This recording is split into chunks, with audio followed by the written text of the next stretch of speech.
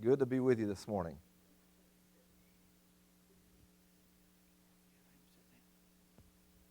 Sit in this section.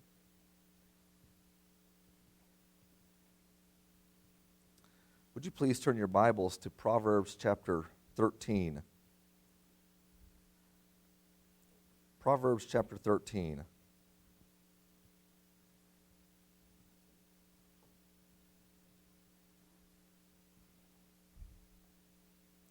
Then we're going to go to Proverbs 3. I want to talk to you this morning, and maybe if you'd like to take notes, there's some handouts in the back or in your booklet from this weekend, and so you could sure do that. Back before we knew him as he really was, Bill Cosby said this one time. He said, "My father would not have been particularly interested in any kind of book about fathering, though he did like to read. One day when he was reading in the living room, my brother and I decided to play basketball. He said we took a shot that redesigned the glass table in the living room. My mother came in with a stick and she said, 'So help me, I'll bust you in half.' Without lifting his head from the book, my father said, 'Why would you want twice as many?' Why would you want twice as many?"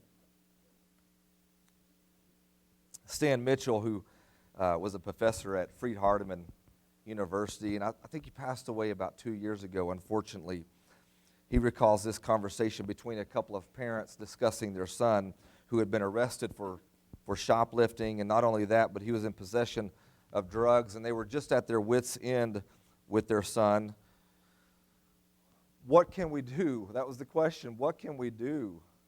And a friend of theirs, as he was overhearing this conversation, looked at them and said something pretty shocking and wise.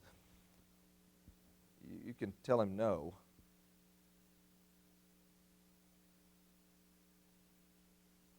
You know, it's amazing to me in our society today that in a real sense the tail is wagging the dog.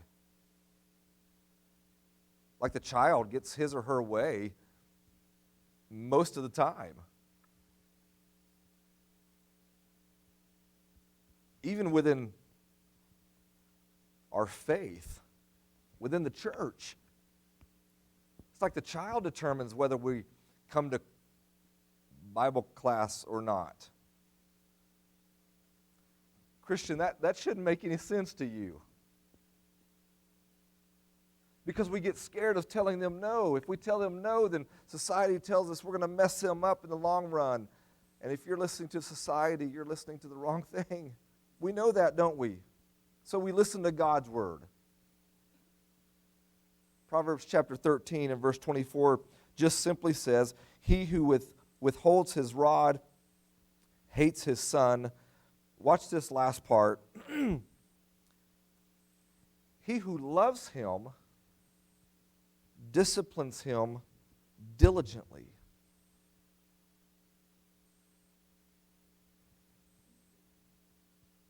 And you know why? Because that idea of love is you as a parent wanting the very best, wanting the highest good for your child.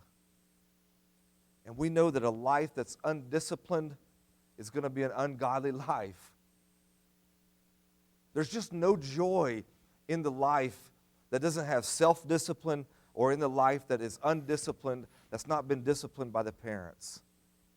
Now, you could be sitting here today thinking that discipline, that I'm talking about spankings. I'm not talking about spankings. Actually, it's pretty interesting to me that the word discipline comes from the same root word as disciple. And why is that good to know? We should think of discipline in the larger context of instruction, of guiding, of turning, of training, helping. The child is a learner. He's a student of yours. And so, literally, we are to disciple the child. Now, could that include a spanking? It probably better.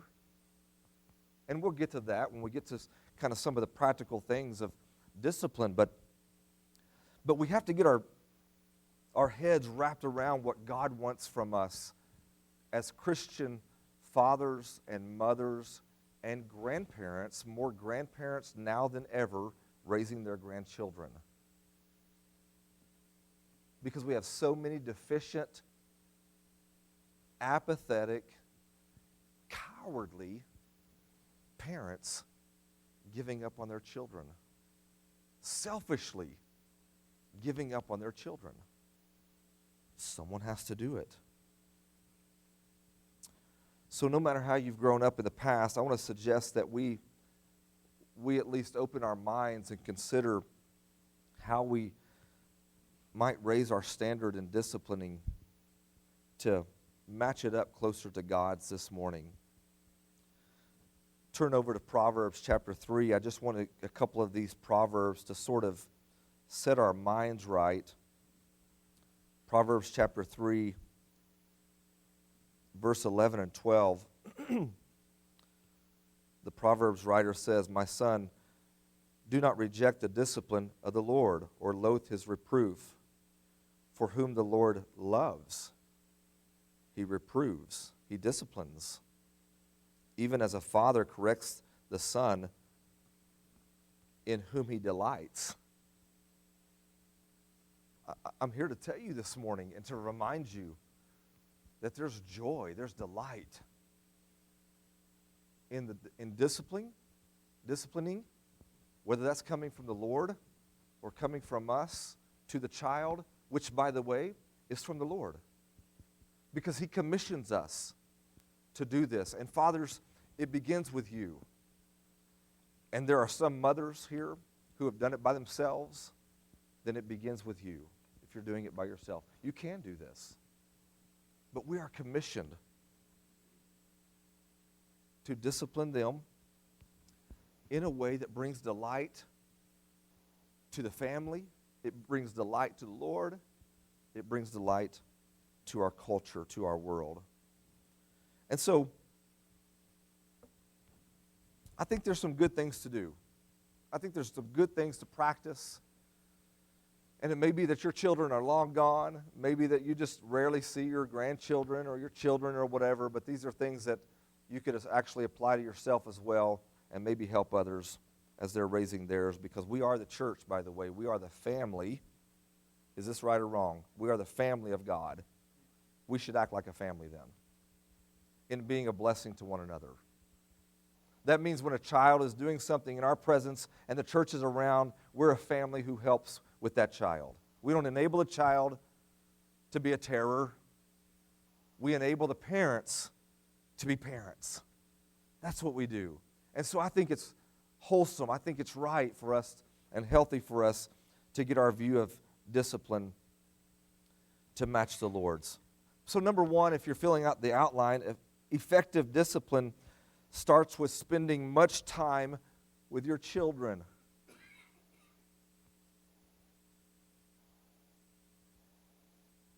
Much time with your children. The reason for this is because these bulging schedules that you have, that we're getting back into in 2021 really, they have a way of elbowing out our parenting time.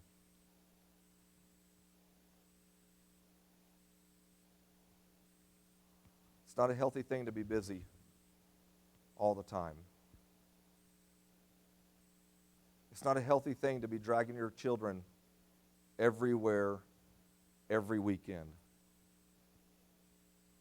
It's okay if you don't like that idea, if you don't like that statement, but I'm telling you, it's not okay.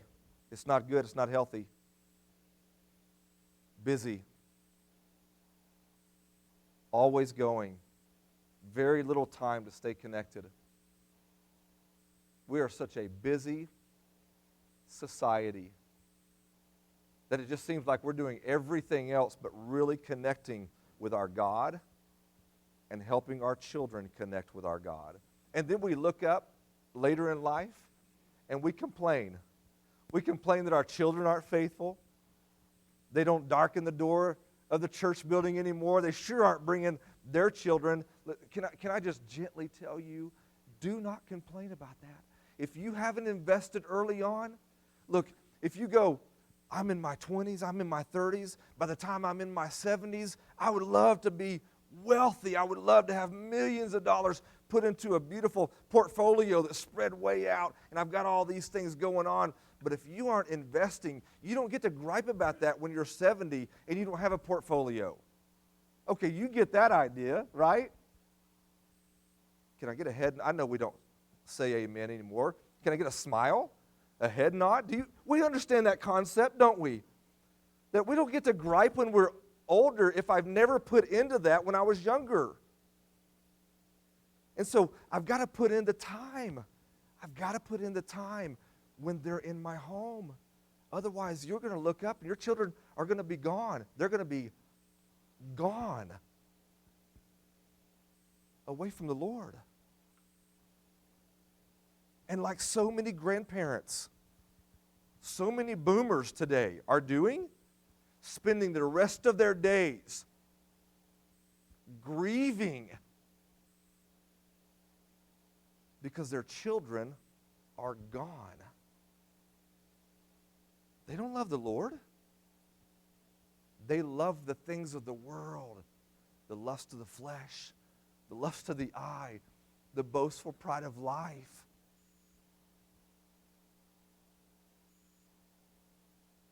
It takes time.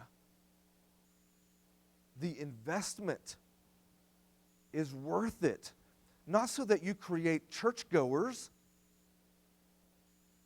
but so that you create adults who love the Lord, who want to make sure that their children love the Lord, and who want to also make sure that their children's children love the Lord. Christianity, I want you to listen close to this. Christianity is not about church going. You go, well then, why go? Because it's what Christians do. Christianity is about me loving the Lord so much. Why would I want to be away from you as the church? Why would I want to be away from good biblical teaching on a Sunday morning? Well, we're just so tired. We were running around all day yesterday. That's the point, isn't it? Children cannot be reared right without lots of time with their parents. I'm just telling you, I'm going to stand firm on that for the rest of my days because I see it played out in our lives and in everyone else's lives. Children cannot be reared right without lots of time with mom and dad.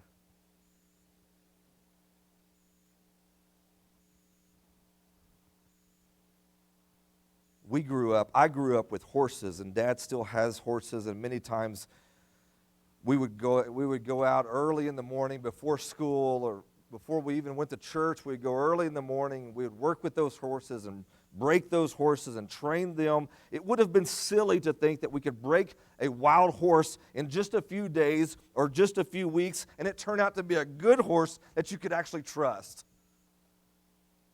That doesn't make any sense, see? We know this concept is right, but we're busy. Being under Satan's yoke. Busy. Being under Satan's yoke. I want to suggest to you this morning that Satan loves that you're busy, that your schedules are packed, that every weekend is something. He loves it. Because he loves when you drag your children to church and sit them in a pew and put a video game in their lap just to keep them awake. And you skipped class because there's no way we could wake up that early. He loves it. He doesn't care that you've come. He's got you the rest of the week. He doesn't care about this day. You can come and sit here. It doesn't matter to him. As long as you stay busy and disconnected from your God and disconnected from his word, He doesn't care about this. He doesn't care about how strong the sermon will be next hour.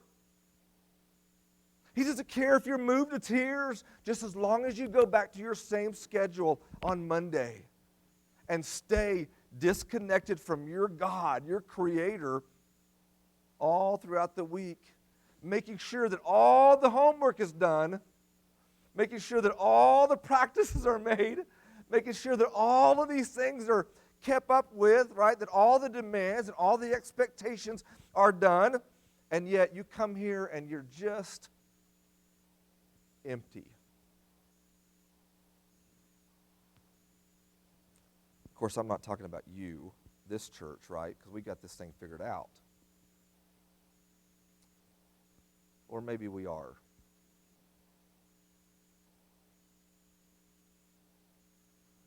In my estimation, you're not here long enough for me to do a pep rally in front of you this morning.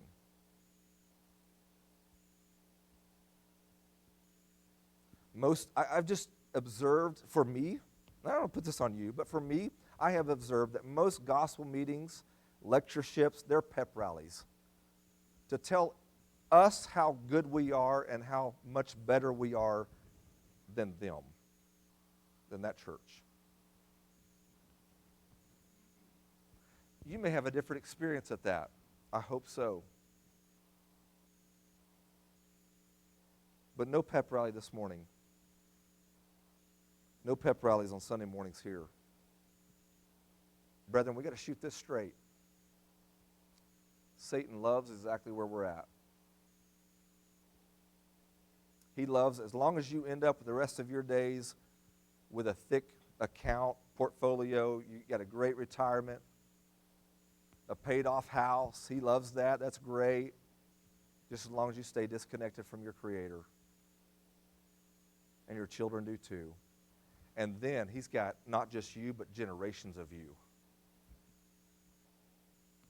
Because I didn't invest the time when I had them. And then I spend the last quarter of my life in grief. Our children and our grandchildren need us. They need us to pay attention to them. They need us to listen. To listen.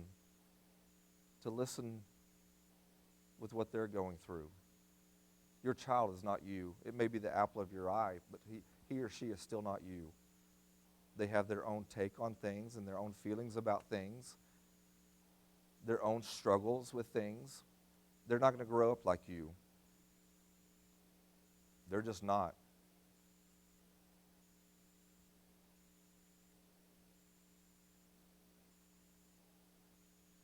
I don't know if you've understood this idea before, but I think it plays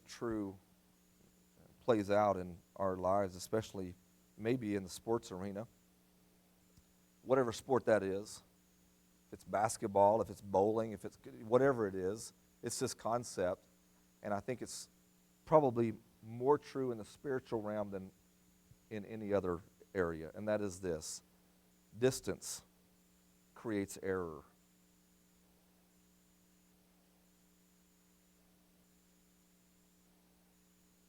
Distance creates error. The further I am away from you, the more likely there is of error. The further from the goal, the further from the person, there's error there. The closer I am, more likely there is to hit the target, to influence, to bless, to train, to disciple.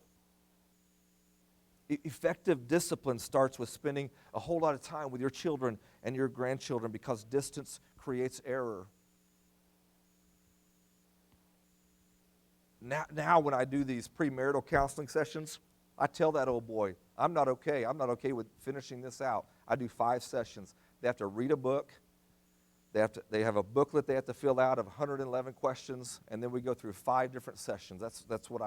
That's my process. And I tell that old boy, I said, listen, I'm not okay. If you admit to me this morning or today or during this session that you're going to marry this old gal and then take a job somewhere in some other part of the country, I'm not okay with finishing this. That's not God's intent for marriage. To marry her and then leave her for weeks, months, while you live off somewhere else, or even in your own hometown that you're living in, and you're at that office 12, 14, 16 hours a day, and she's by herself. Listen to this real closely. Distance creates error in all realms of life. We know it true with our marriage. We know it true with our parenting and our grandparenting. Okay, here's number 2 on your outline. Our goal then of discipline is to teach our children to discipline themselves. Isn't that the goal? I mean, what's going to keep them from making all the wrong choices in life? How will they find the strength deep down to decline peer pressures and Satan's offers of instant gratification in exchange for reaching long-term goals? How are they going to find that kind of strength? How are they going to find the strength to fulfill what the Hebrew writer says in Hebrews chapter 12? Therefore, since we're surrounded by such a great cloud of witnesses, let us lay aside every encumbrance, every weight of sin that so easily entangles us. Let us run this race. I mentioned this yesterday. This race, that word race, agony. We get our word agony from it. This race. It's not just this jog in the park. How are we going to endure this race and continue with this life? How are our children going to do it if they don't know how to discipline themselves? We can't leave this up to chance. Solomon says in Proverbs Chapter 4 and verse 10, "Listen, my son, listen, and receive my words, receive my sayings, and the years of your life will be many." I'm teaching you how to discipline yourself. I've taught you in the way of wisdom. I've taught you this. In the way of sound judgment, wisdom, weighing things. That's what wisdom is. I've taught you in the way of weighing things. I've already done this for you, my son. I've led you in the right paths. So when you walk, your steps they won't be hindered. When you run, you're not going to stumble. You're not going to fall. Take firm hold of instruction. Do not let it go. Keep her, for she is your life. My son, I've done this for you. They got to know to discipline themselves. We want them to live their lives without us. Without us over their shoulder trying to exert pressure from the outside. Children want firm, loving discipline from their parents and from their grandparents. And grandparents, get in the game with us. I know how much you like to tease. That when they come to my house, I spoil them. They get to do whatever they... Please don't undermine the Lord's discipline in their life. Your grandparents, as much as I love you, you're going to be held accountable for undermining your child's discipline of your grandchildren. You're going to be held accountable for that. And I say that with all love that I can muster. Every bit of that. You're going to be held accountable for it. That idea of our child coming and spending a day, a weekend, a whole week at your house, getting to do anything they want against what they've been raised at home to do, that's not your job. I thought that was a grandparent's job. No, a grandparent's job, according to Genesis all the way through, listen to this,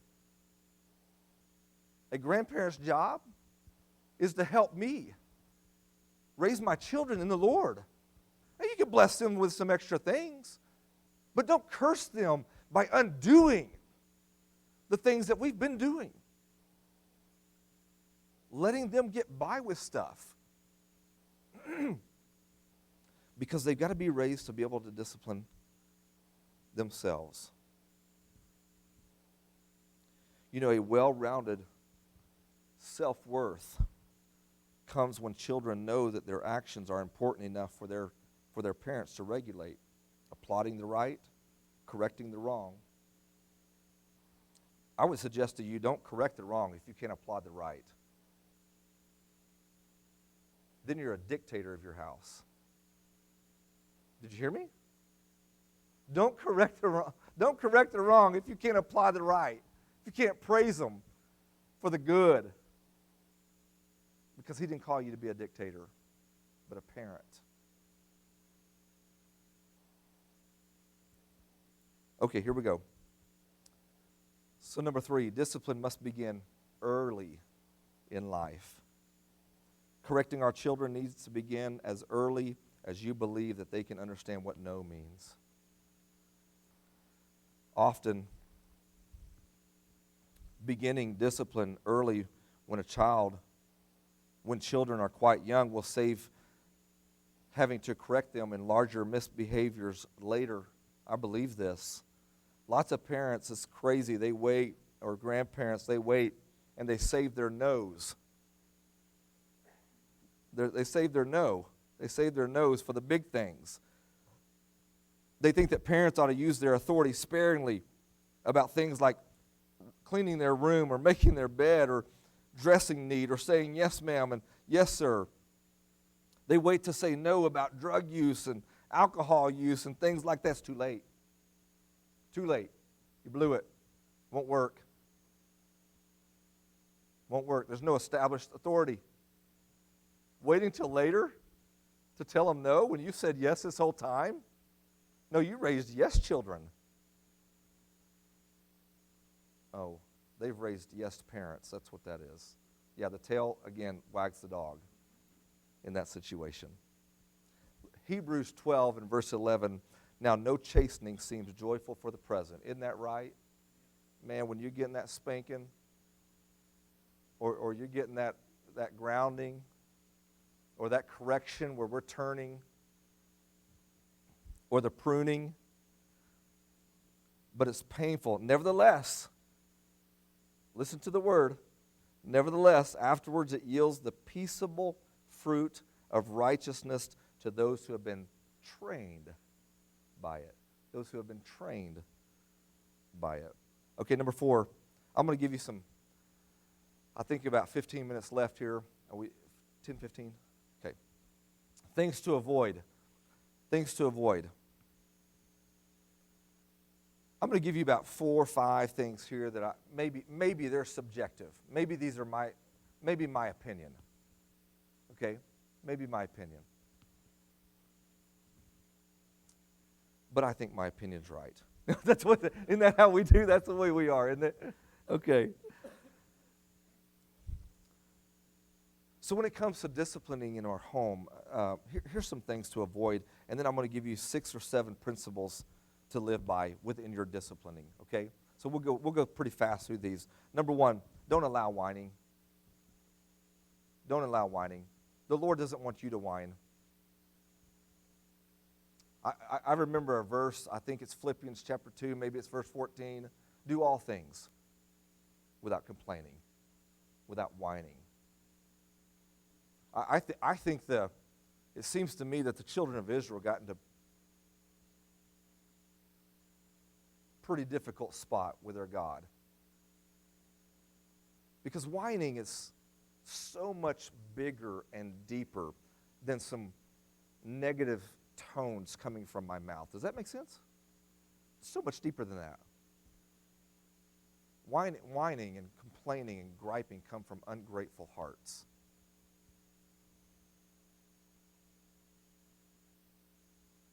And the Lord has been good to you. The Lord has been good to you. Steve, you don't know what I've been through. The Lord has been good to you. Job, through all he did, but I know that my Redeemer lives. He's been good to me. No whining. No whining. Whining is for the world. Maybe that's a message for you this morning. You're an adult. You're a grandparent. Stop whining. You have whining children because you whine. Either you whine or you let them whine. I don't mean to point my finger. Probably shouldn't point my finger at you. Stop whining. Stop whining. Number 2, don't yell at your children. Don't yell at your grandchildren. If you have to yell, that means they're controlling you. Jesus says, and this is followed up other places, James. Jesus says, let your yes be, if you say yes, it's a yes, one time. Let your no be one time. And if you have to yell past that one time, then you need to be disciplined. The child doesn't. I don't really believe in delinquent children in and of themselves. I believe in delinquent parents that are raising those children to be delinquent. Brethren, stop yelling at your children. God doesn't yell at you. I don't yell at you. Maybe you feel like I'm yelling at you right now. We're not yelling at you. Stop yelling at them. If you can't mean no the first time, then don't say no. Don't say no. Let them ruin themselves. Let them be unhealthy. Let them put themselves in a bad situation, a horrible situation. But when you say no, it's no one time, and then you follow up with discipline. Brethren, that's how this works. God doesn't yell at us. Okay, number whatever's next here. Don't make a practice of chasing your children. Don't do that. Use that time as a time of training right then. If they do not come, you take them and you spank them. And I'll tell you why here in just a second in the 6 principles. Because there's only 3 reasons for spanking in my estimation. And I'm going to give you those. Everybody doing these things, usually most Christian parents, they want to know, when do I spank? I'm going to give those to you. But that's a time. When you tell them to come here and they run off, that's a time. And here in a minute, I'll tell you why. So use that right then as a time of training. Letter D. Please do not count aloud when your child is failing to obey. They know you can count. You don't need to prove how good you are in your counting skills to your children. Now, we laugh at that, but that is delayed obedience.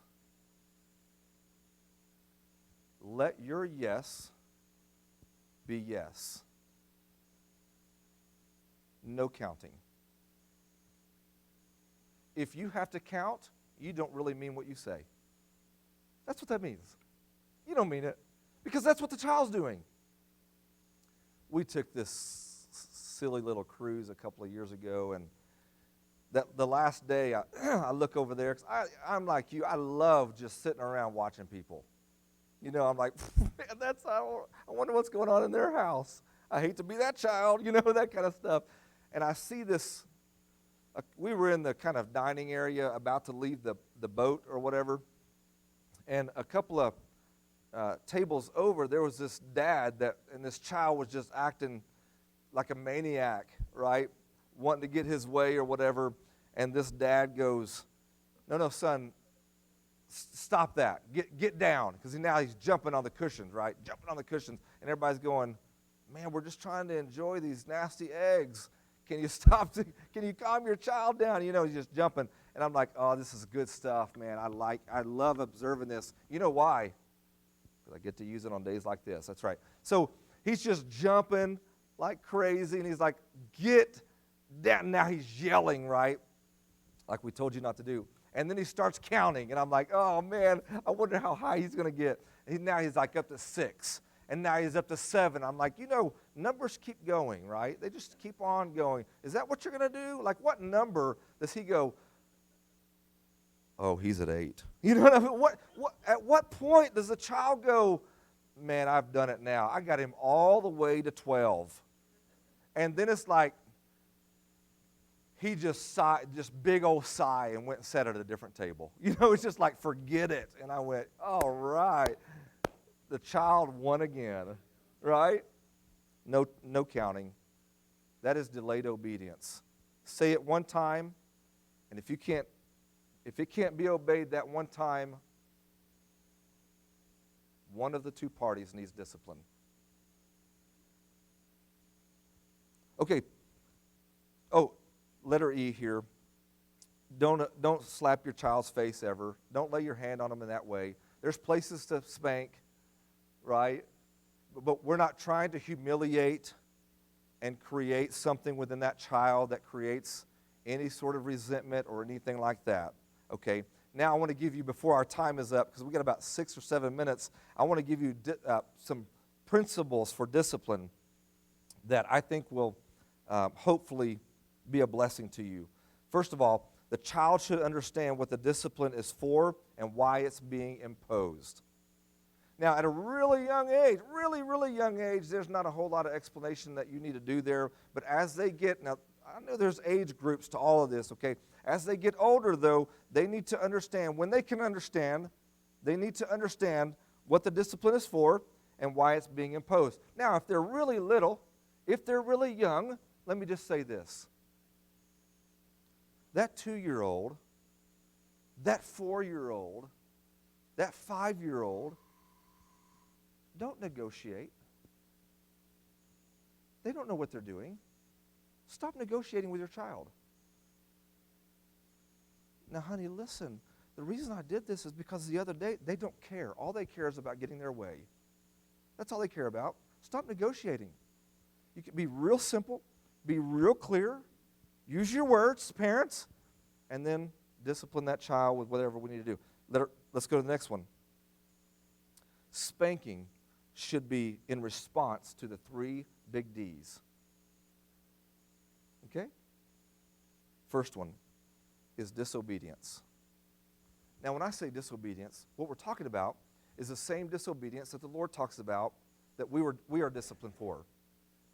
There's a time in which we fail when we sin, and we did it in ignorance. It caught us off guard, but we weren't doing it in a blatant way, right? In 1 John, John writes about the one, he goes, if you say you have no sin, you're a liar, all of you sin, you can be forgiven. And then later he goes, those who practice sin, you're going to pay for this.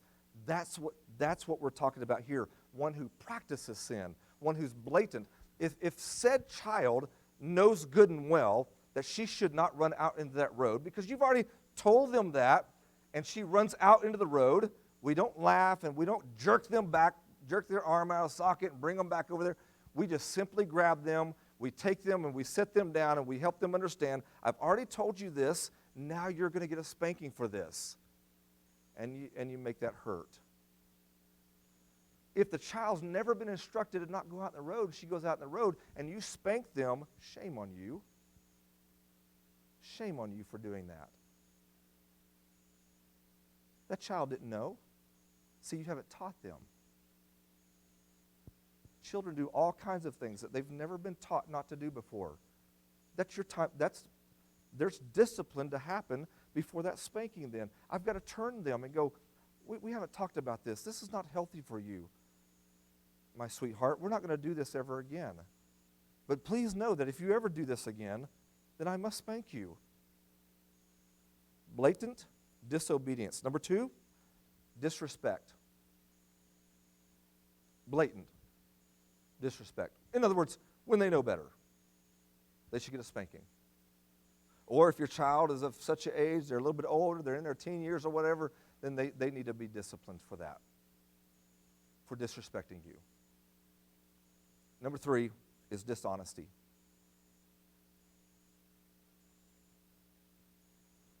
For lying. When they know better, that needs a spanking. Now, you can disagree with this and do it different and things like this, and we're going to be okay and we're going to go to heaven together. Okay, I'm going to still love you, and I'm going to speak to you in the foyer, and we're going to hug, and we're going to be okay. But I'm just giving you the practical things that I believe have worked for us. Okay, the next one, let's finish these out. The discipline should be fair. He should have some idea of how serious the offense is by the severity of the discipline imposed. Also, number next, discipline should be consistent. Consistent. Oh, man, I wish I had another hour with you just to talk about consistency. If you're not consistent, listen, a behavior that's unacceptable today has to be unacceptable next week. Your child is going to try to call your bluff multiple times. You must be consistent. Oh, no, sweetie, we don't miss Bible class for that. We're going on this Wednesday night to Bible class. No, we're not going to your friend's party so that we can miss Bible study. That's where all of our family's going to be, and we're going to be there. And then next week, because you had something, you missed Bible class, now you're inconsistent, and there needs to be discipline there. It just doesn't need to be for the child. Discipline should be as closely related, I think this is the next one, closely related to the offense as possible. There's an exception to this. I'm going to give it to you. If she makes a mess, she cleans up the mess. That's okay. We understand that kind of stuff, right? If the child is unreasonably late, maybe there's a grounding for a while. The exception is this. My conviction is that when a child is deliberately dishonest, deliberately disobedient, deliberately disrespectful, the punishment should exceed the crime. They should feel the pain and the sorrow for lying and for dishonor. It should exceed the crime. If you're wanting a good book to read, Parenting by the Book by John Rosemond. Parenting by the Book by John Rosemond. R-O-S-E, Rose, M-O-N-D. John Rosemond. All right, here we go. The discipline chosen must not harm the child. The discipline chosen must not harm the child. And last of all, on your outline, discipline, should be administered by someone who loves the child and is loved by the child. That discipline needs to take place by someone who loves. That is, someone who wants the greatest, highest good for that child. Why is that? Because rules without relationship equals rebellion. Rules without relationship, whether it's us and God or us and our children, rules without relationship leads to rebellion. Thank you for our time together, and may I express to you that I truly do love you as well. Thank you.